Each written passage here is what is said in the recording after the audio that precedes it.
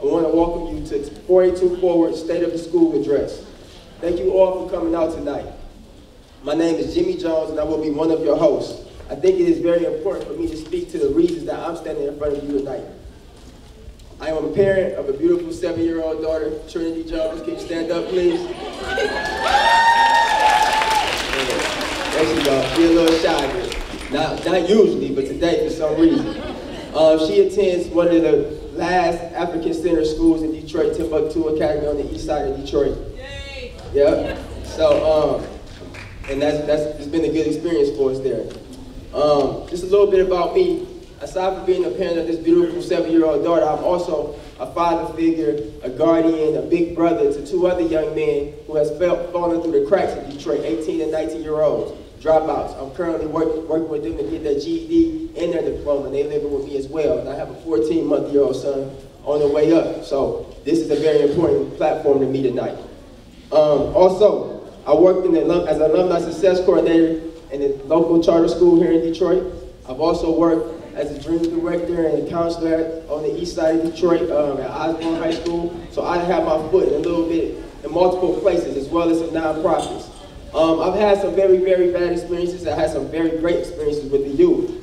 But some of my experiences that led me to go back and get my PhD in educational psychology with the purpose of coming back and creating some innovative and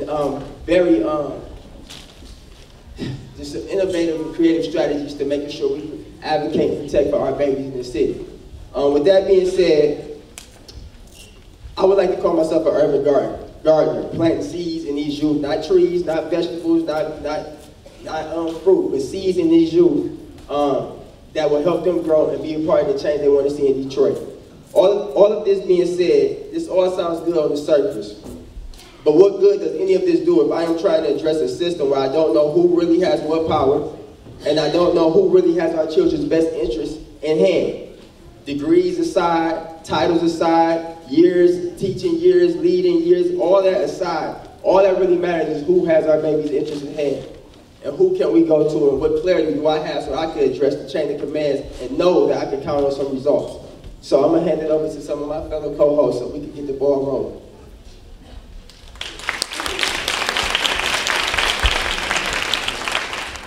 Thank you for sharing, Jimmy. So my name is Matt Homerich-Nealing. I'm a teacher in Southwest Detroit. I teach middle school English language arts, 7th grade. And I care about this work because I care about my students. As a teacher in the city and as a friend to a lot of other teachers in the city, I know firsthand that many Detroit students face too many educational injustices. Lack of resources, over-testing, the instability that comes with high teacher turnover rates. I could go on. But I also know firsthand the brilliance, the profound insight and wisdom, and the resilience of Detroit students. And so I'm invested in building my own knowledge of education in Detroit so that I can work toward creating a vision of schooling in Detroit that gives students the education, the resources, and the opportunities that they deserve, and from which they could thrive. So that's what brings me to this work. And now, OU.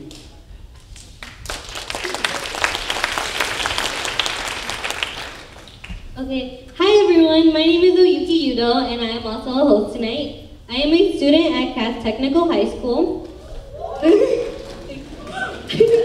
I care about this work because as a student, I feel that my voice should matter in what happens in my schools because it's my education and I should have some control of it.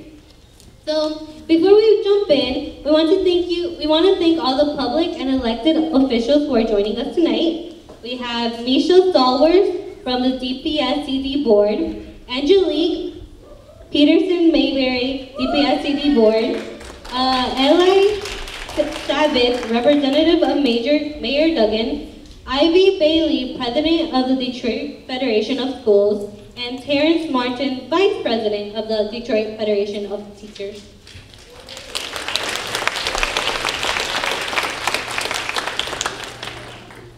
Okay, so what is Forward to Forward and why are we hosting this event? Jimmy, Matt, and I are all members of Forward to Forward. Often, students, parents, and educators in Detroit are isolated from each other and don't work together to solve our collective issues with our education system. But because of Forward to Forward, we can come together to unite to improve our schools. Forward to Forward is a network of organizations, parents, students, and residents organizing in Detroit to fight for high-quality schools. We organize together to ensure that those closest to the problem in education, by that I mean Detroit parents, students, and educators, have a say in the solution. We are building the power of people to win great public education for all Detroit students. Thank you. When we walked around the room tonight, we was eavesdropping a little bit, and we overheard some people's frustration with schools. A lot of the frustration was in line with this frustration that we've shared prior to this event. But we also heard their hopes. We heard various issues with regards to not knowing who to address, as I recently said. We've heard issues with people talking about having students coming home frustrated with not having books and not having certain resources, but then again, not having nobody to address about it, or being told things over and over again, and everybody pointing the finger. Matt and I, and Oyuki, along with our fellow 42 members, share many of these same frustrations. For those of us who want to be a part of the solution, we have to start with understanding, with looking at the facts, with having open dialogue. When it comes to schools, just getting that basic understanding, having the facts, can be an impossible challenge by itself. How many of us have wondered why a school closed, or where that money went, or why a policy says what it says? Schools can be frustrating places with very few answers. We hope tonight to add to our shared public understanding of schools. We won't get every question answered, but we will build our collective knowledge of our school outcomes, as well as the visions of the people who are leading many of them. And then it's on us, as concerned parents and students, as Detroiters, to use that knowledge to demand the absolute best for our children and for our city. So why these people and why this format? First of all, did you know that half of Detroit students go to charter schools and the other half go to traditional public schools? Did you know there are 60 different districts and about 25 different management companies running schools in the city?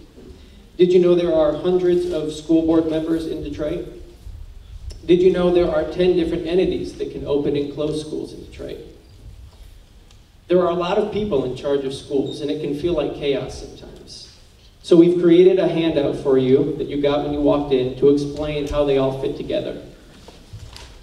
Because of the complicated nature of our school structure, we really had to think about who we should bring in to talk about our schools.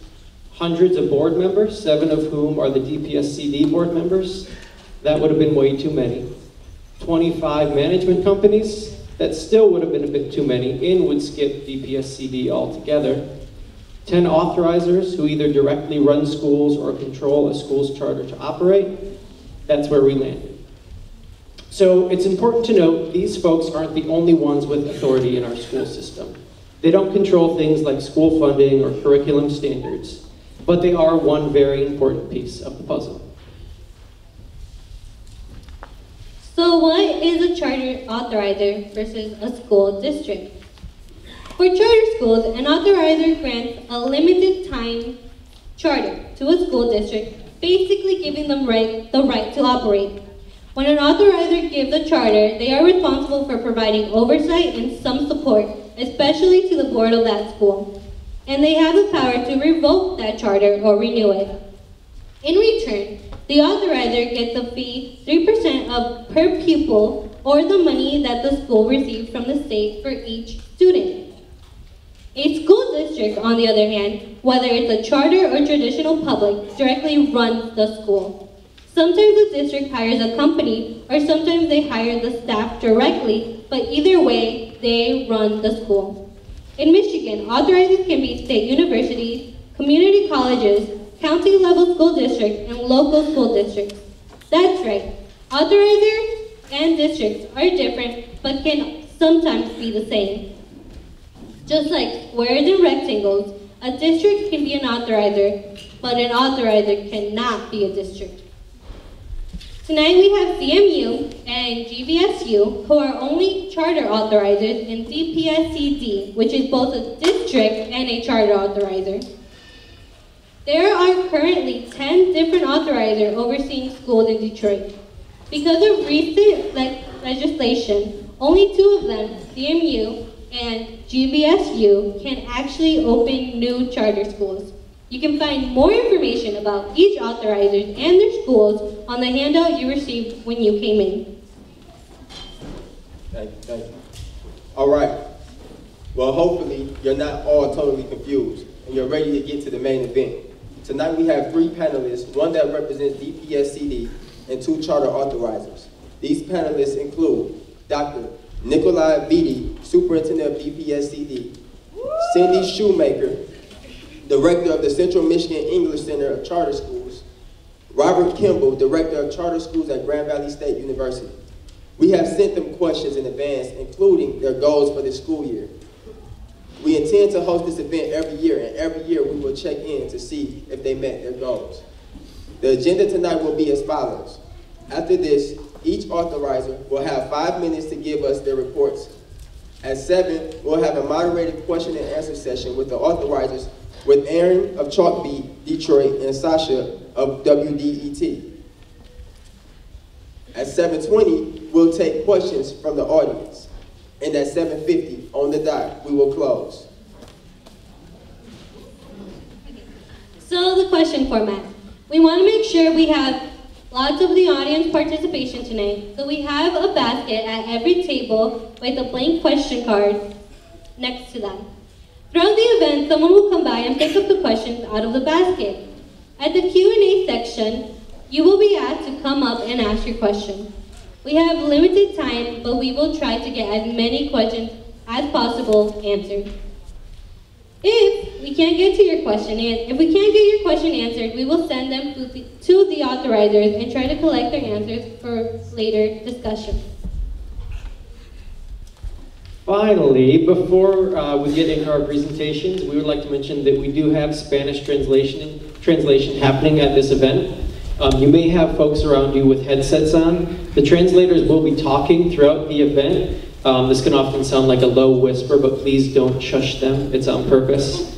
And we also do have childcare available. So if that's something you might need, you can just go down this hallway and folks can help you out with that. Now, let's get this event rolling. We have provided each of our panelists a list of questions and data points we wanted them to report on. When you came in, you received copies of their answers to accompany their presentations. Each school leader will now have 5 minutes to present. The order will go from smallest to largest student population in Detroit. First, Central Michigan University, then Grand Valley State University, and lastly, Detroit Public Schools Community District. Panelists, please be mindful of our timekeeper. Where you at, timekeeper? Raise your hand. There you go. She will show you a 1-minute card, a 30-second card, and a stop card. Ms. Shoemaker, can you begin now?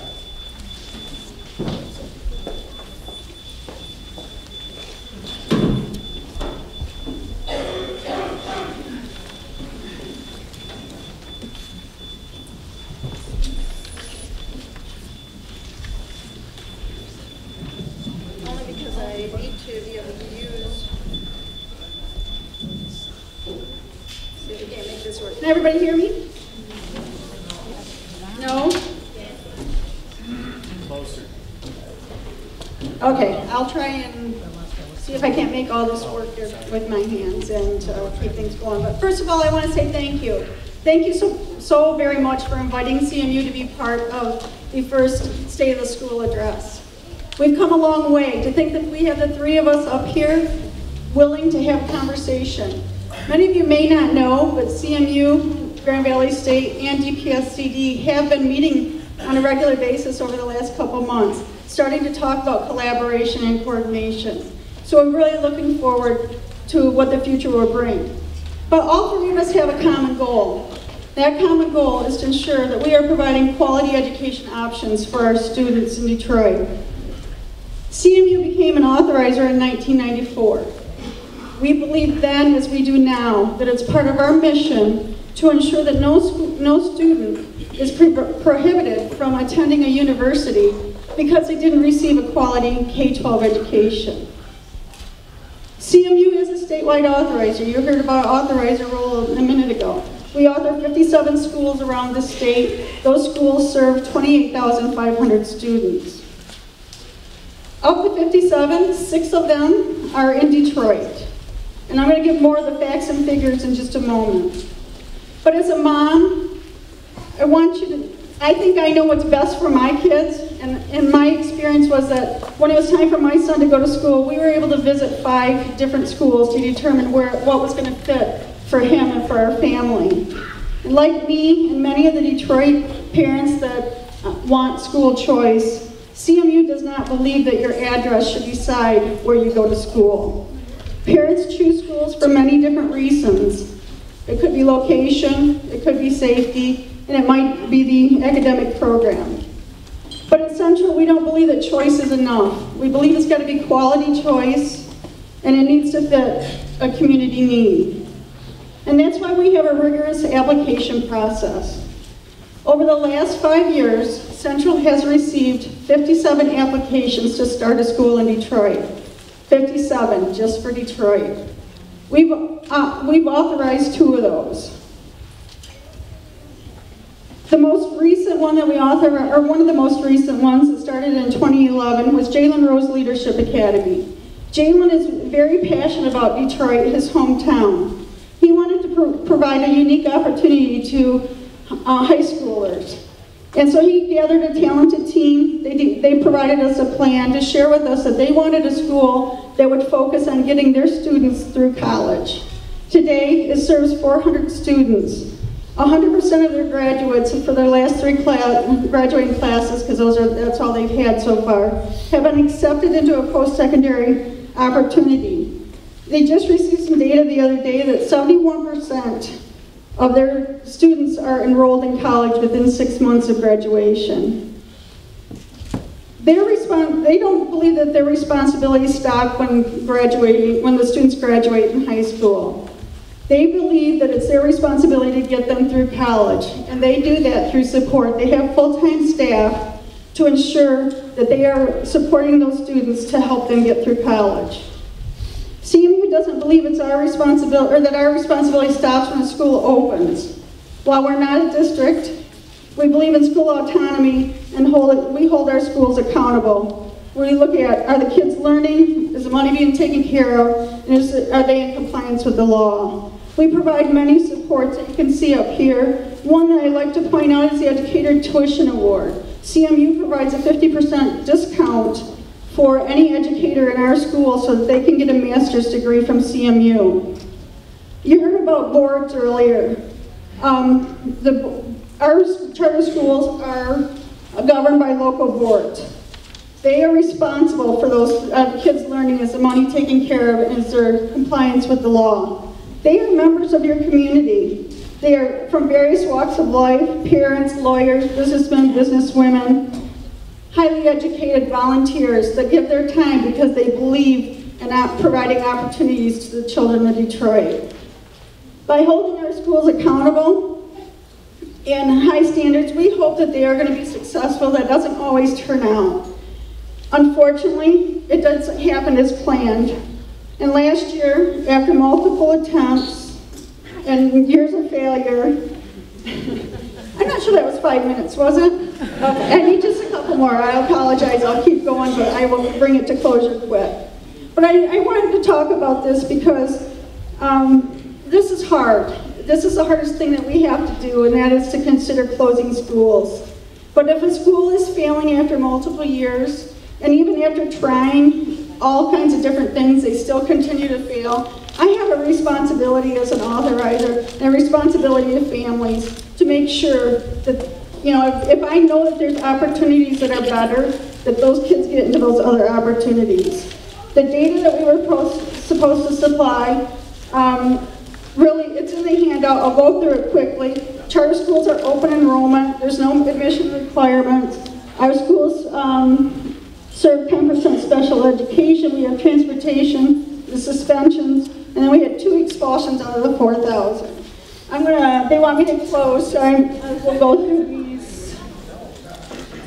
CMU is committed to Detroit. I just wanted to share the three things that we want to focus on. We want to continue to be thoughtful partners, working to ensure quality education in Detroit. We want to provide support to our boards to ensure that they are effectively governing their schools. And we want to continue to work on the coordination collaborations with our colleagues.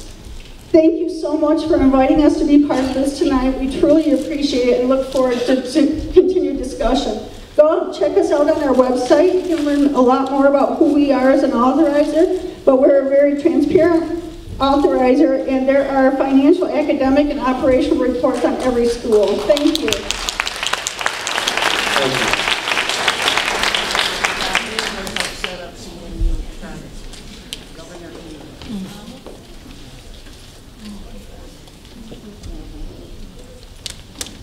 It's deeply humbling as a career educator to serve and work to create great schools for the 12,000 students that choose a GVSU charter school. I take my responsibility as Detroit's largest authorizer extremely seriously, and I welcome it. I want to thank Superintendent Vitti and Executive Director Schumacher. Over the last few months, they've shown extraordinary leadership for their commitment to collaboration and coordination for a new era of education in Detroit. I also want to thank everyone here tonight for your commitment to Detroit kids, no matter what your viewpoint is. But let me start tonight by explaining to you why I do what I do. When I think of how a great education opportunity can transform someone's life, I think about my colleague, Felicia Hunter. Felicia Hunter is a Detroiter. She began her high school career at University Prep. She also finished her career at University Prep, and after much hard work, she achieved admission to Grand Valley State University, where she arrived on campus with a bag of purses and a shower cap, so she says. She finished her work at Grand Valley State with a master's degree and a new career. Her career is now educating young Detroiters on getting to and through college. Our work transformed her life. GVSU continues to provide many opportunities for Detroiters. But in short, we do our work to ensure that every child in Detroit has access to a great school. We're committed to Detroit, and we're committed to Michigan. We're attracting new teachers to Detroit by paying full scholarship for student teachers to teach in GVSU schools. We're supporting current teachers by paying 50% of their graduation or graduate school credits. We're making connections for charter school teachers and students to colleges through our college access programming. And finally, we're committed to rethinking how we approach the barriers our special education, ELL students, and homeless students face every day. Our schools are community schools. We serve not just our students, but all of the families, neighbors, who are part of a community that helps educate our students beyond the school day. The 74 board members that govern our 26 schools in Detroit are key links to each of our neighborhoods. Just like any other school board, all of our meetings are posted and public. Community members are always welcome to provide input. Our local team is also always at board meetings to provide coaching, guidance, support, and most importantly, to keep students first. We know that no two neighborhoods are alike, but every single neighborhood in Detroit wants their students to succeed. That's why community is at the forefront of all of our authorizing decisions. In a direct response to community feedback, much from many of you in this room, we have taken a very close look at how we open, close, and support our schools. For proposed new schools, we do this through an intensive new school application process that considers compelling evidence of need and support. This fall, we launched 2 schools. Next year, we will be launching 0 schools. Our goal for each school is to succeed. When a school struggles, we provide intensive support to rapidly improve that academic performance. In the rare instances where additional resources and support do not help, a closure must occur. However, our first priority is always kids. Demand for our GVSU schools continues to grow. 95% of all GVSU schools experience enrollment and increases in enrollment. Our schools are serving a growing special education population. All Michigan charter schools are open enrollment. We serve all students, period. There are misconceptions around this. We have leaders across all levels of organizations that repeat these misconceptions. Even our medical community, who are often first providers of referrals, are not aware of this obligation. Together we can and must do more for our kids. We need solutions that are shared. One thing all of us parents know is that regardless of who runs our schools, they all have a lot in common. For Detroit to have more great schools, we need to set aside the previous era of us versus them and unite to solve our common challenges. For instance, when we have quality schools with great demand, we need to ensure transportation solutions are provided for all. That's why our Detroit-specific goals are threefold. One, we're going to solidify 3 projects with DPSCD and our community partners, many of you in this room. We're going to coordinate openings and closures for families. We're going to have an enrollment timeline to eliminate confusion for families. And we're going to eliminate barriers for special education services. We also seek to increase the rate at which students graduate from 3rd grade and at which level they're reading. Last year we increased our rate by 5%. We're going to do that again. Finally, we aim to increase the rate at which our students grow academically. Right now, GVSU teachers grow their students faster in reading and math than their local and national peers by about 10%. We need more, and I believe we're going to get more. Thank you so much for being here tonight and for this opportunity and the new era of education. We welcome it, and we're going to continue it. GVSU respects all families' choices. We want our students and families to know that we are working to create citywide solutions that lead to visible and measurable changes for your students. Thank you.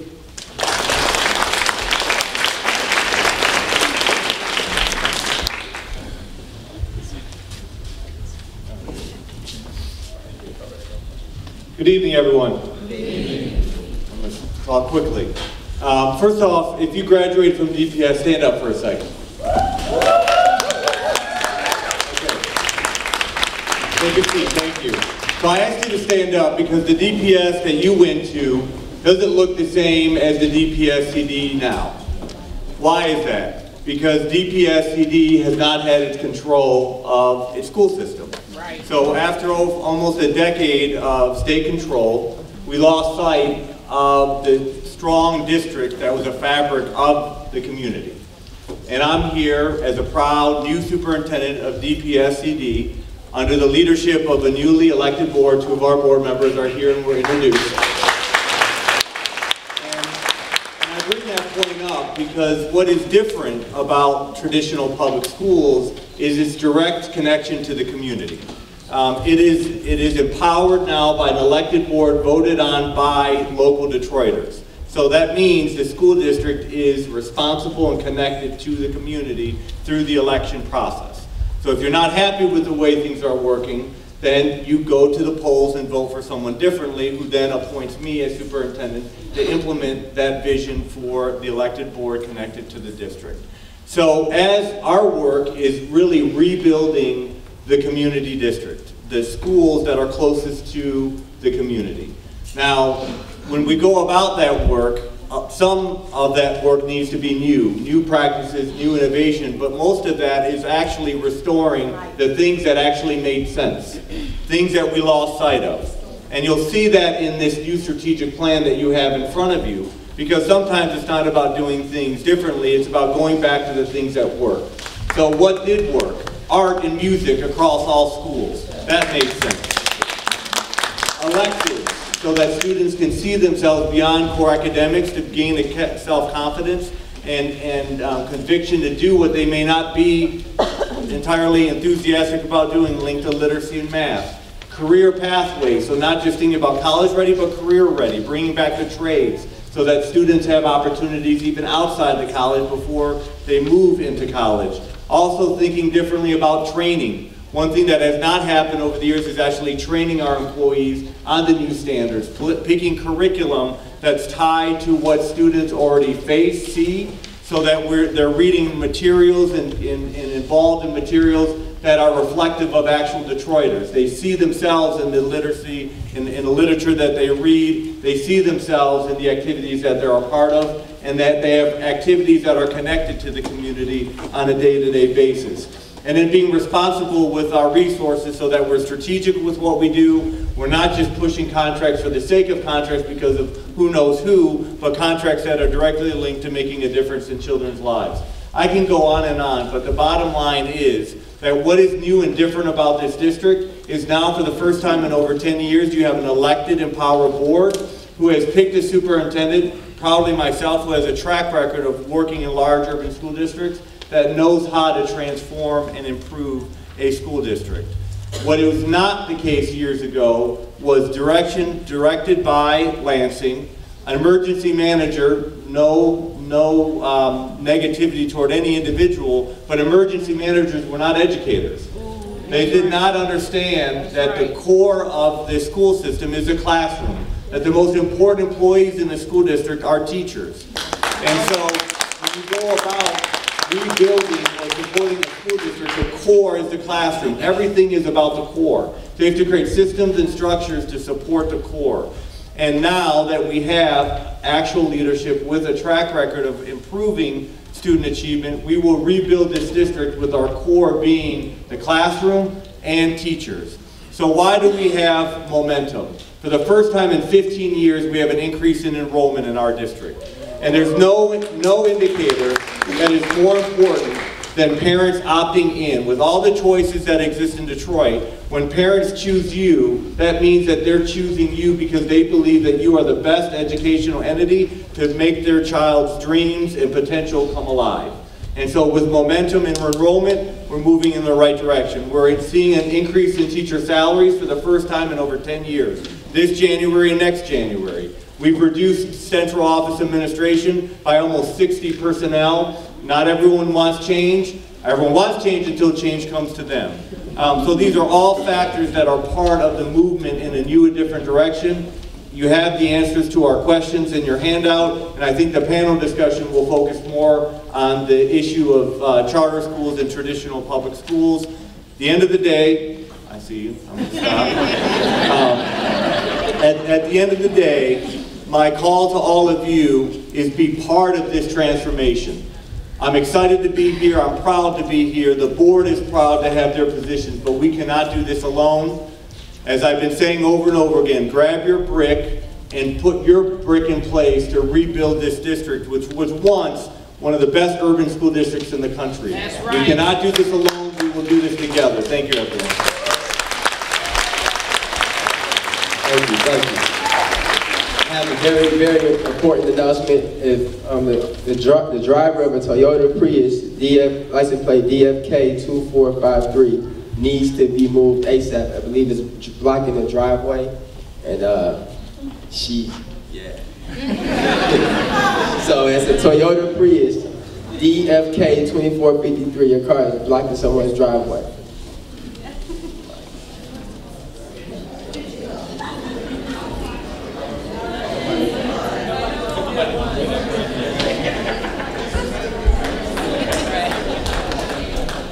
Next, we will bring our moderators to the front.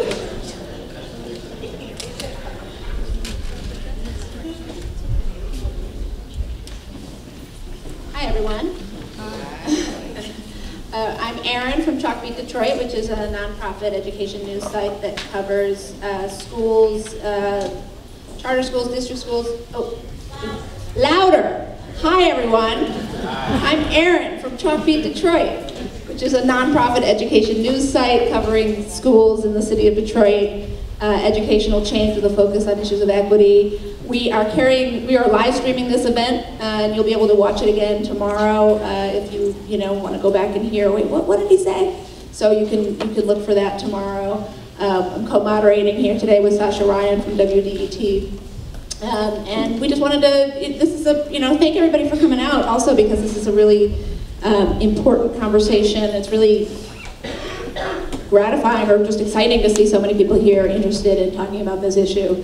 And also a great opportunity to have these three folks up on the same stage, because this is a city where schools for a long time, it's been about competition, about kind of pitting each other, pitted against each other, working against each other, competing for students, competing for teachers.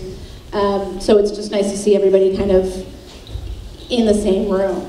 So kind of in that vein, just to get it started, this is a city with a significant amount of school choice, which presents a lot of opportunities for parents, but also creates a lot of complications. The school landscape in Detroit is often called the Wild West. Some of you may agree with that more than others. But I just wanted to start, why don't we start with Dr. Beatty. Talk to us about school choice. What are the benefits of school choice? What are the positives and what are the negatives? Sure. So let's just be real. This is competitive. It was created to be competitive. And when we don't say it's competitive, we actually misrepresent what I believe is the truth of the landscape of choice.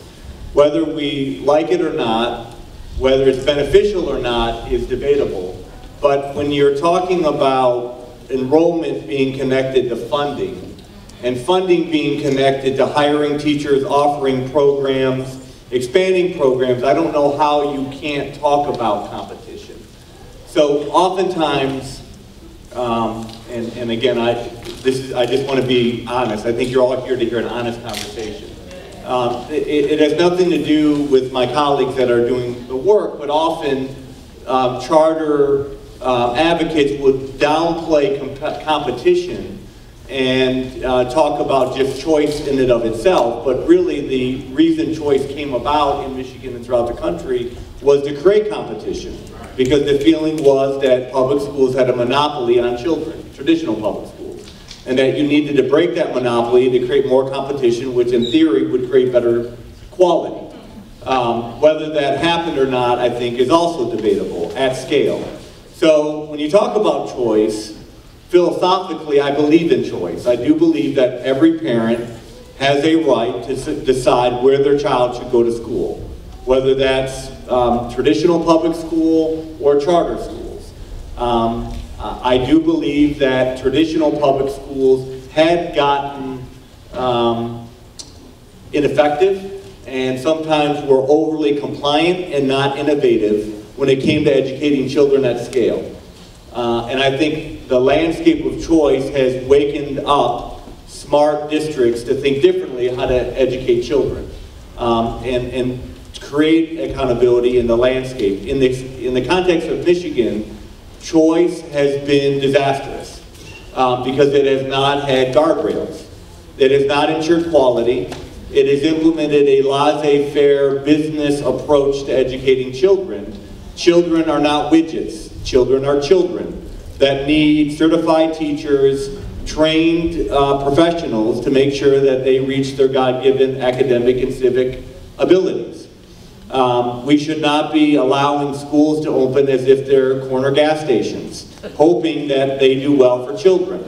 With that said, there are good charter schools, and some children are being educated properly in charter schools. So I'm not going to create a one-size-fits-all critique of charter schools in Detroit or in the country. But I will say that the strategy that charter schools would solve Detroit's education problems have not worked. And we will not ensure that children are receiving an excellent education by using a one-size silver bullet, charters are the solution to our problem approach to education in Detroit or anywhere in the country. Charter schools have not proven at scale that they can educate all children. They haven't. Likewise, traditional public schools have struggled to ensure that all children at scale are highly educated. So the solution, I believe, is actually somewhere in the middle, that we continue to offer choice, but we hold everyone accountable to offering excellence. I believe, and I'm paid every day, but I'm passionate, it's more than a paycheck for me, that the best place to be educated is a traditional public school. That's what I believe. And so I wake up every day to ensure that happens at greater scale and greater consistency, and by that process, I believe more parents will return to traditional public schools because honestly, they trust traditional public schools more than charter schools. I'm unapologetic about that, and I will continue to be unapologetic about it because that's what I passionately believe in, and that's where my 4 children are. So it's not a matter of what I believe as a hired superintendent. That's what I believe as an educator and as a parent in this city.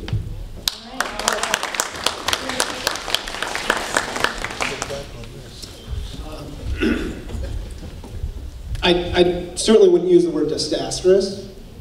Many in this room have children in charter schools. Many of you work in charter schools. Many of you have seen the results charter schools are producing for Detroit kids. You can't argue with results, folks. And we want to have a truthful conversation here. Look at the results. Period. You can't debate that. Now, the results are incredibly favorable for charter schools. Across Detroit, the most rigorous study identifies that charter school students, controlling for student motivation, grow 10 to 20% more than their peers. That's significant. However, we are entering a new era of education in Detroit. We will be redundant about this, and that we want to see a strong DPSCD, and we want to see a strong charter school sector. The charter school community is half the community in Detroit. It's not going away. DPSCD is not going away. Can we work together to create guardrails that allow the system to achieve what it's intended to achieve? Absolutely, and that's what we're here to talk about today.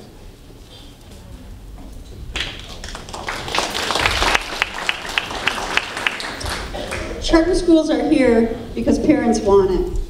Charter schools serve a large number of students because that's what parents know is what's best for their children. Along with Dr. Vitti, we want accountability as well. And so if it's guardrails we need, we're not scared of those. We'd be glad to work on that with Dr. Vitti and the rest of the charter school sector. Because it is about providing quality options for your kids, and that's what charter schools are doing. Can I respond? Very briefly. Okay, so when we have the conversation about quality in charter schools, we often hear the example of a pocket of schools, Jalen Academy.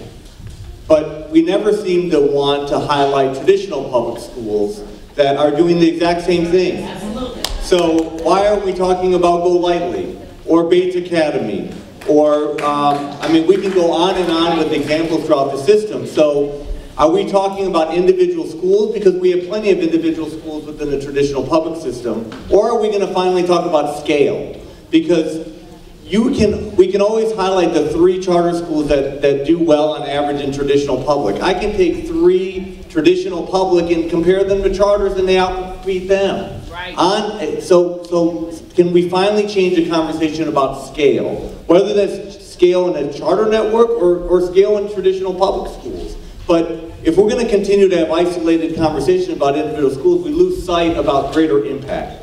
I meant disastrous because charter schools and the overall choice movement without guardrails in Michigan has destroyed communities. It has destroyed feeder patterns, and that has been disastrous to the overall community where children have to travel distance to get to a school because the charter movement without any accountability has randomly put schools in places and children and parents who are frustrated with traditional public schools felt the grass was greener on the other side because they didn't know better. They thought it was better because they heard it was better or it sounded better. But in the end, at the end of the day, with all due respect, there is no data at scale that says that charter schools outperform traditional public schools. Yes, there are some that do, but there are traditional public schools that do. I'm done.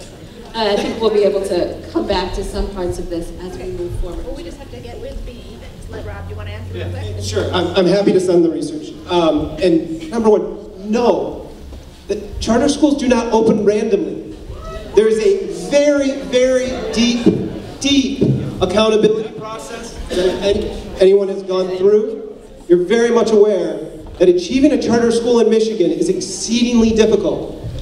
It's easier to get into MIT, the Massachusetts Institute of Technology, than it is to achieve a charter from GVSU, the largest charter school authorized within the city of Detroit.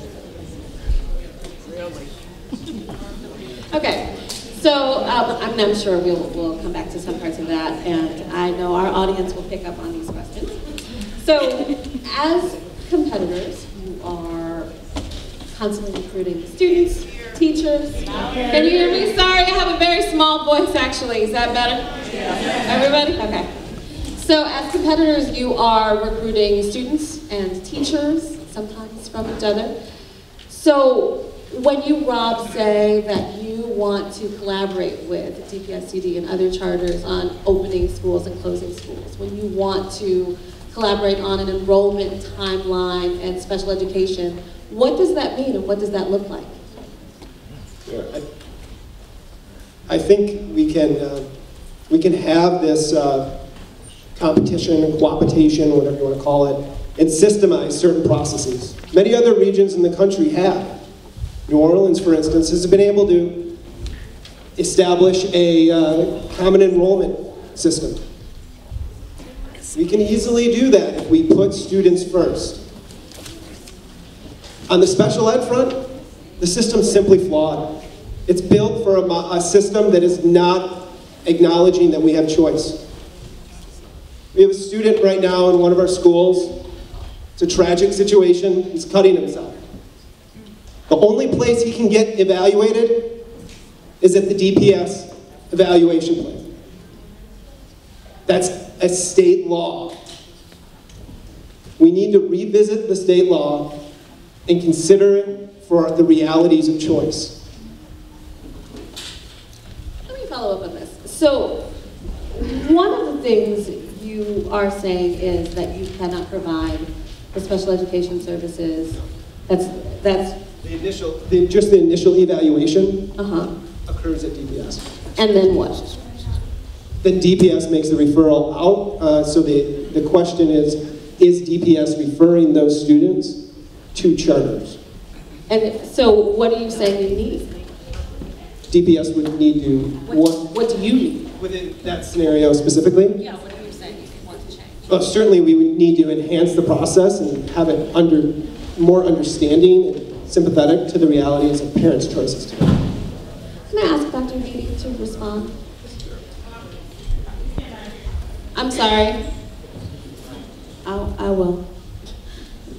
So the reality is that traditional public schools have always educated all children. And when we say all, we mean all.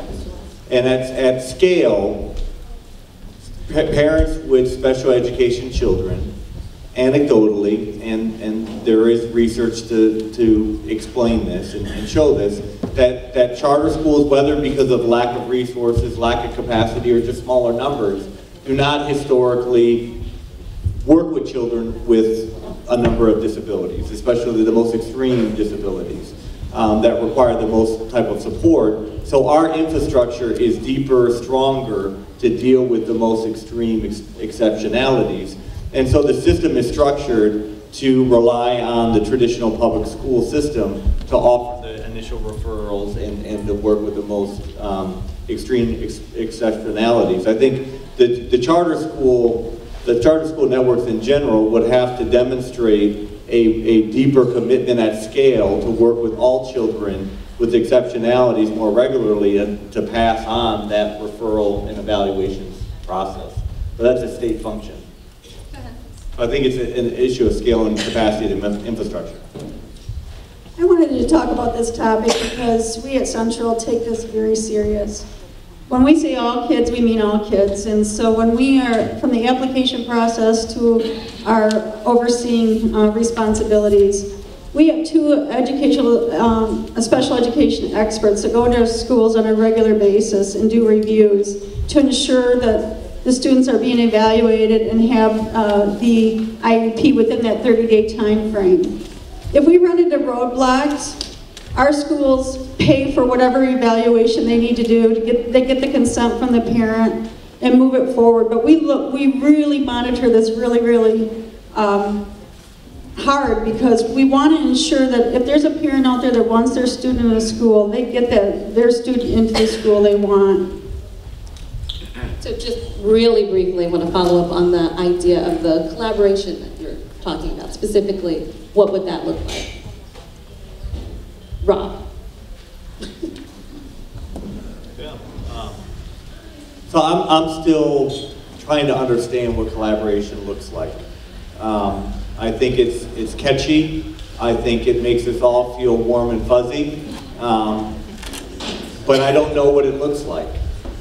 We talk about open enrollment. We have open enrolled schools. You can basically go to most DPS-CD schools with little challenge or resistance unless they're overcrowded or there's an application process, and it's still not challenging to even get into those schools necessarily. We've talked about a common enrollment system, and based on the reality of competition, I'm struggling to understand how that helps traditional public schools, to be honest with you. So it seems like often when we talk about collaboration, it's about a way in which the charter network or charter school benefits more than the traditional public, to be just blatantly transparent and honest. So I'm still struggling to understand that. Often, others that want to see more collaboration promote best practice as a reason for collaboration. And usually best practice moves into a traditional public going to see a charter school to see a certain group of teachers or a certain principal, but rather not the other way around. Within our system of over 100 schools, I can see the best principal, I can see the best teacher. I don't need to go to a charter school to see that, and I'm just being honest. So of over 100 schools, I can see that in our own system, so our opportunity is to scale that within our own system. I don't need to go see a charter school to see a great teacher, or a great leader, or great systems, or a great program, because we have it in our system. Let's just start with the opportunity of trying to eliminate confusion for parents. I think we can do that with a common enrollment timeline. The city of Detroit, you all enroll in schools within a specified window, DPS-CD or charter schools. It's pretty reasonable. It certainly would help parents. That's what coordination and collaboration looks like. I think we can do that. I'd just like to offer, I don't know the definition of what collaboration coordination is going to end up being, but I am hopeful and I am appreciative that we're having some conversations. It's the start. What it will be defined as, we don't know today, but check in with us next year when we're talking about this, and hopefully we'll have some examples. But I was at a meeting just today that involved DPS-CD, 3 operators from charter schools talking about school culture and how important that is. And I'll tell you, it was nice to sit around the table and talk with individuals who care about kids. And they didn't care, it wasn't about whether it was charter or whether it was a traditional district. It was about what's best for kids. And so I'm looking forward to more conversations like that. And so just to be clear to the audience, it's not as if I don't want to collaborate, but when you've just begun the process of leading a district our size, after emergency management almost systematically disintegrated the system, where schools did not interact with one another, where principals did not come together to share best practices, where there wasn't training, where all teachers came together to share best. I want to restore collaboration and best practice within the system that I run. That's my first priority and focus. And then let's think about those other opportunities outside the district. But we've been wounded, and it's time to go through a healing process internally Let's fix our own house, and then we can start doing these other things. The last piece, and sometimes people appreciate this, and some people are really annoyed by this. But at the end of the day, I'm going to go back to the reality of competition. That's what this is. Whether we can walk out of here and shake hands, and I respect both of my colleagues. At the end of the day, they're trying to recruit students from our system. Okay? At the end of the day, they're trying to recruit students that are from Detroit that have gone to other districts, and we're doing the same thing. So when's the last time McDonald's and Burger King got together and shared the recipe on hamburgers or fries? That's the reality of where we're at, and people may not want to hear that. But at the end of the day, we can say what we want, but we are still competing for a supply of students. And until that changes, which I don't know how it will, but if that changes, I think it promotes the collaboration. And they're mostly black and brown children, like slaves.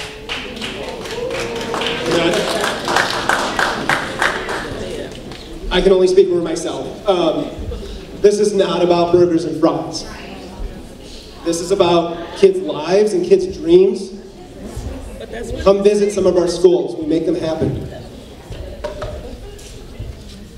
All right, wow. Well,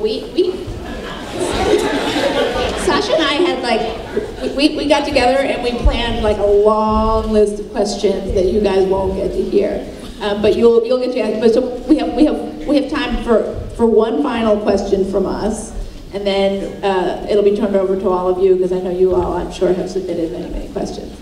But sort of the final question, and this is, I know this is one of my favorite things to do when I moderate panels, but if you could each very quickly ask one question of one of the other panelists, what would it be? And we'll do it as fast as humanly possible. What's that?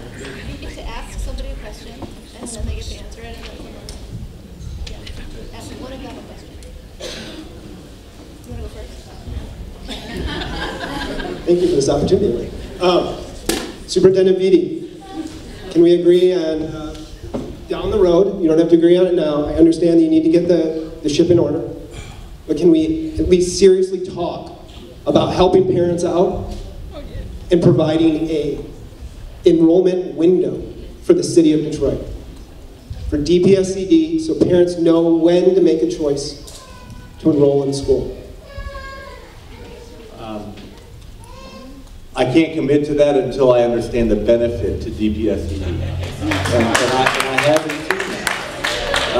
And I don't believe a shared enrollment system. I'm not talking about I'm talking about just a right. timeline. Yeah, I think most parents understand the timeline of when school starts. I mean, I don't think that changes the process. So I'm unwilling to commit to it until I understand how it benefits DPSCD, and I haven't understood that yet. So I guess my question will go to Rob. And because you asked Dr. Vitti if he would work with us, I'm going to ask you if you will work with CMU so that we can continue to ensure that from a charter school perspective, we are helping make sense for the parents if there is confusion out there, so that they understand the landscape as we know it and the benefits of having school choice. We know it is called racism. Thank you. Absolutely. We owe it to the parents and the kids. So my question is, are you willing to establish a system that would, and it contradicts the notion of choice, but in somehow prevent children from starting in your school and then being released? And that's a slippery slope because parents need to be empowered to go where they want to go. I understand that, but in somehow being more transparent possibly in being transparent with how many students are leaving, why, and where they're going. I absolutely would like to learn more about your concern and would absolutely agree to sit down and have a conversation. It sounds like an awesome dissertation project that somebody should do.